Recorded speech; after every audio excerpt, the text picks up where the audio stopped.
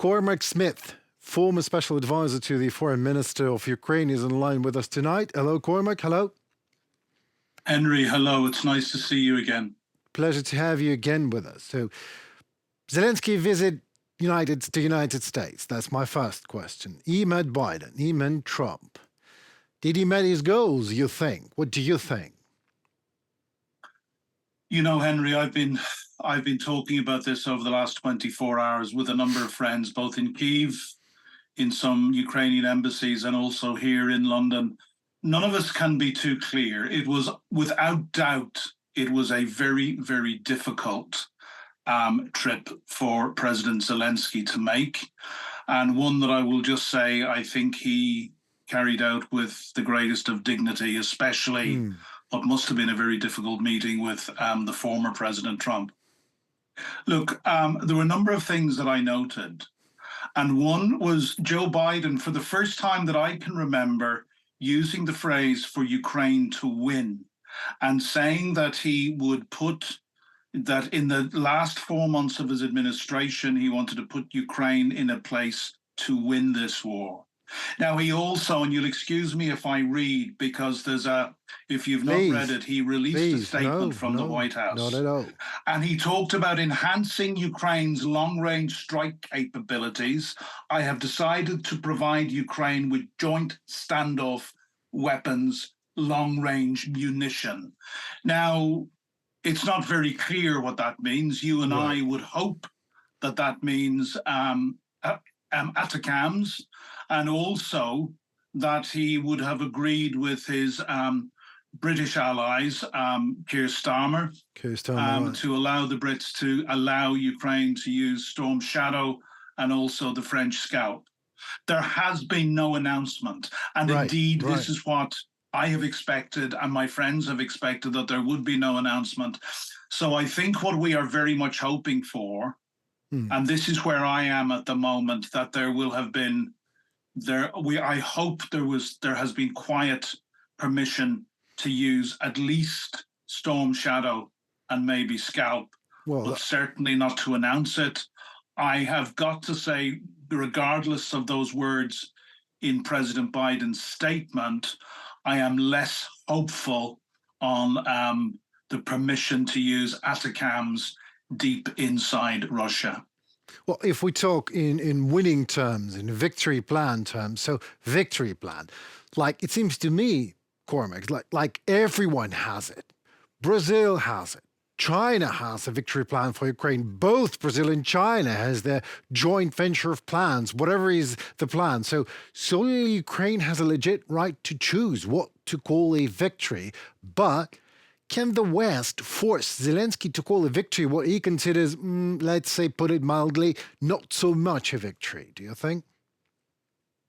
I don't think the West can force Zelensky, or more importantly, the Ukrainian people, to do anything. But it's very easy for me to pontificate from my safe, comfortable home in London. You know, I have a huge belief in the Ukrainian people, and I have believed that the Ukrainian people, no matter what, will find a way to win. That will be, and, you know, we talk about victory. Well, there can be, I had this discussion the other day on another channel. There can be only one just victory. And let's be clear, that's back to 1991 borders. There is absolutely no justification for what Russia has done, invading Donbass and annexing Crimea in 2014, and the carnage they have caused. So that can be the only just victory. You know, we will see later on. I mean, we have not heard, we still have not heard the details of President Zelensky's peace plan. We do know what we do know is that it is about demonstrating to Putin that he simply does not have a path to victory, and this presumably in any negotiations, I would say next year at this stage. I can't see negotiations happening this year before the US presidential elections. That puts it's about putting Ukraine in a stronger position, but you know, no matter how wise I try to be, I find myself being maximalist on this. Russia has no right to hang on to 1 square centimeter of Ukrainian land, and they must be made pay some sort of reparations for the carnage and suffering Absolutely. that they have caused. Yeah, I mean, Cormac, count me in. Amen to that. Yes, of course. But the world could always find, if not just, then a justified reason to try to force Ukraine to make some concessions. Well, you take a look at the UN Security Council. I mean, these gents were looking for security while Russia was presiding over it. So, nothing is clear. None of it is clear to me. And Henry, it's sickening, isn't it? Yeah, it is. Deal in it is. realpolitik. Absolutely. And I think, the first... Sorry, Henry. No, it is sickening. Absolutely, yeah. Yeah, I think the first big question. Well, we have had Joe Biden saying very clearly that he will do everything in his power by the end of his term to put Ukraine in a position to win. That is significant, I think, because it's the first time a major Western leader has talked about Ukraine winning and not this absolute rubbish for as long as it takes. So that I noted, and I noted it as significant. It is really unfortunate that that the American elections on the 5th of November are fast approaching. And look, I've had people telling me for a year and a half, 2 years, what Donald Trump says and what he will do in power will be very different. What Donald Trump says and what he will do in power will be exactly the same. We need to, obviously President Zelensky can't mouth anything, but we need to really hope that Donald Trump does not gain power, because it will be very, very bad news for Ukraine. I've been saying this from the very beginning of this year, and it'll also be bad news for Europe and the rest of us in the West. But take a look at him now. Take a look at... Yeah, well, I'm sorry for interrupting you. Trump is talking now. That's other Trump. Yes, we all need the war to stop. Yes, that will be more like talking on the terms that Zelensky, they were, talking at least one language, more or less.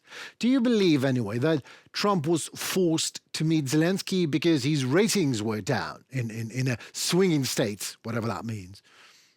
No, I believe actually it was more of a trap for President Zelensky. Really? And one that I don't think he had any choice but to attend. Right. He had to stand and listen to former President Trump lie and, say some of the most outrageous things. And he had to, he had to do so with dignity. I think if he had refused, if he had not met with Trump or refused to meet Trump, that Trump would have sought to have turned that even more to his advantage and to motivate the pro-Kremlin, anti-Ukrainian part of the GOP, of which there is a significant number, to say, look, he won't even, I'm most likely going to be the next president of the United States, and he wouldn't even meet with me. So I don't think that President Zelensky had any choice. I think it was the most excruciating, difficult meeting for him to have. I think he did the right thing, and I think the best he could have done, I think he comported himself with dignity, and that is all that can be said. This was an incredibly difficult trip for Volodymyr Zelensky. There is no answer yet on his peace plan. They are taking that away. Right. There is no answer yet on the long-range permissions and the other things. There is, however, a very, very significant commitment of some, I think, 26 billion of further US military aid to be drawn down immediately. So there are positives there. There's no doubt about that. And we hear, for example, there's another Patriot battery and ammunition for that, which is going to be vital coming into the winter months when we know that Russia is going to press home its attack on civilian infrastructure and on Ukraine's power infrastructure in particular. So, talking to my diplomatic friends, they see the positives. that have come out of this. There is still talk around the peace plan, and we have not heard the word no to the long range permissions. I've told you what I think, the best of my judgment. Right. I think that we may see silent permission given for the British Storm Shadow. I'm less confident for ATACMS. But going back to that permission, like Western weapons with no ranged restrictions lifted. Yeah, at this very moment. Whatever that means they're silent, yes, but every day costs us blood in Ukraine. So let me now make a sort of a statement, and you, Cormac, please say if you agree or not. If the West won't allow Ukraine to use its weapons and defend itself from Russian aggression right now, then the West would inevitably end up in doing the same thing on its own in a way bigger war. Do you agree on that? I agree, absolutely. And I think I've even said to you before, but I said on another channel earlier this week, it's very simple. 12 words. It's our money and guns today or our daughters and sons tomorrow. And, you know, if history has thought is one thing, it's appeasement and cowardice does not work. Right. And again, we've seen the latest bluff from Putin saying that he is rewriting his nuclear doctrine, which already said if the motherland was invaded, they would use nuclear weapons. I don't believe he will resort to nuclear weapons. And a lot of people I speak to who are far more experienced than I, both ex-military men and ex-diplomats, do not believe and have never believed that he would use it. But it does seem that this puts the frighteners on a lot of Western leaders. Right. But of course, the other thing that we cannot underestimate, and I've got to say I have sympathy for the Biden administration, is they're coming up to one of the most critical and closely fought elections in US history. And this is an election which will have grave consequences, not just for the United States, I believe, but for the free world and certainly for us in Europe as well as Ukraine. And I think, I can't second guess the advisors around Joe Biden, but I think they would be placing their feet very, very carefully in terms of how they think any decision or statement is going to reflect on the chances of a Democratic president winning in November. And that is something, as much as I've been frustrated with Joe Biden, and I've been hugely frustrated with Jake Sullivan, that is something that I find myself having some sympathy for. It's a very, very difficult situation they find themselves in, but, we should have, how ridiculous is it that they are almost, that the Western leaders are almost protecting, Russian airfields and missile bases more than they are protecting Ukrainian hospitals. Yes. We know another hospital was hit only 2 days ago and a number of people killed, and energy infrastructure and other civilian targets. But Cormac, how quickly Jake Sullivan changes it's not the change of heart anyway, but that's the change of language when Zelensky visited a plant in Pennsylvania. Well, he's just not, he goes, he's frustrated. He's so worried that whatever it was, like undermining a campaign or whatever he said. So it looks like, anyone has an influence on United States elections. Putin, Zelensky, everyone, but just Jake Sullivan doesn't know about that. So I'm not sure where the West is going with these talks of escalation, but that's the topic that we can talk like forever. Because it seems to me and to you, I know it for sure, that appeasing the monster only leads to more monstrosity. That's it. That's as simple as that. Well, can we remember, and I always quote it, can we remember what Winston Churchill said, that appeasers are the ones who feed crocodiles, hoping they will be eaten last. Right. Absolutely. Putin cares nothing for diplomacy or the rules-based order or the right or wrong way to do things. He is set on might makes right. And if we do not ensure that, Ukraine can defeat Putin, which Ukraine can if we give them the weapons they need and take the handcuffs off. This is a wolf that is already at our door, but is going to do a lot of damage in our house. And it will make the point that indeed a point in history that we thought we left behind. And when I was studying history in secondary school and politics and economics in university in the 1980s, I believed that these were things that we were reading in the history books from the Second World War and so forth. Not so But much. this is bringing right back to us the fact that what's on the line is, does might make right? You and I don't want to live in a world where might makes right. But if Putin is allowed win, that is the doctrine which rises up again. That's, I've been trying to articulate for well over a year, since I've been speaking to you, the greater threat, not only the threat to Ukraine, but even, and many we don't care about Ukraine or care sufficiently about Ukraine, how this is actually in all of our interest. And people seem to have, both citizens and leaders, it seems to be a mixture of having their heads buried in the sand. And I've got to say cowardice, moral cowardice. Yeah, that's true. That's two because reasons this does not end well. I observe. Well, the last question for today, Cormac. Second Peace Summit. Do you believe Russia will attend it, will be present there in any form, in any way? I really don't know. It depends on what Russia sees in its interest. I don't expect that Russia will enter any peace summit in good no doubt about that. In good honor.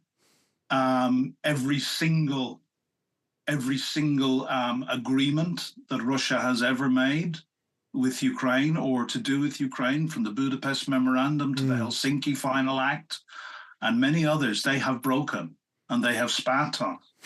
So, I think, I go back and I am, to an extent at the moment, I'm trying to be positive. And when I speak to some of my Ukrainian friends, I say, look, it's my job to be optimistic, to put forward as positive a view about Ukraine as I can. So I cling to straws.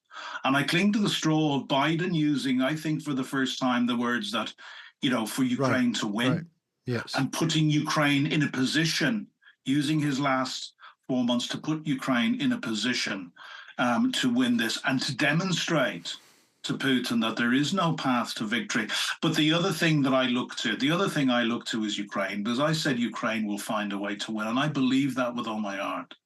But Ukraine has made great steps to developing its own arms industry, and we know that there are deals going on with Western partners to aid that. And we see increasingly that despite the prohibition on using Western-supplied long-range missiles, that Ukraine is using its own drones and missiles to hit.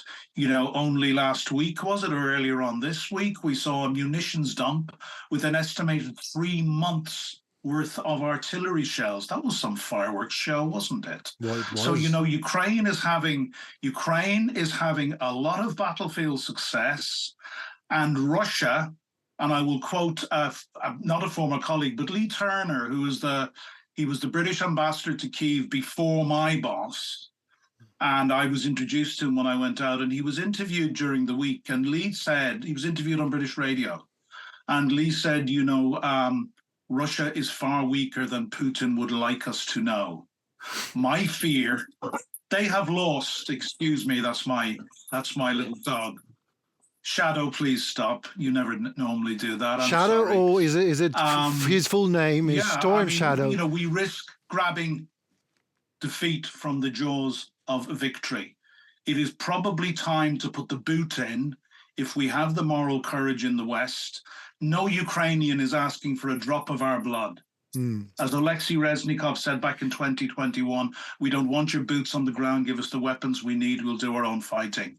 For God's sake, if we can give Ukraine the weapons she needs. I believe she'll find a way to win. I believe Ukraine will find a way to win. Excuse my maybe childish optimism. I cannot. You are I have to excused. believe Oh, that. come on, Cormac. You've been raising your voice for years now, and not in vain. That I know for sure. You've made 1,000 friends in Ukraine, and worldwide, you made a lot of friends for Ukraine, which we say thank you so very much, Mr. Smith, for your time again, for your expertise being with us at UATV English. Thank you so very much. Henry, thank you. It's always a great pleasure to join you. Likewise, sir. We talk soon. Goodbye. Yeah, I believe it was. Was that okay? So yeah, it was lovely. Yeah. Okay, so Right, yeah, I've got to go because I yeah, have sure. about 15 people downstairs for an end of summer barbecue. Okay, go So ahead. I've got to go. Have a I've nice got to go one. and Have a start good one. entertaining. Bye. Cheers. Would you ask the guys to send me a clip when they can, please? Sure, will do. Thanks very much, Henry. No worries. Bye, Cormac.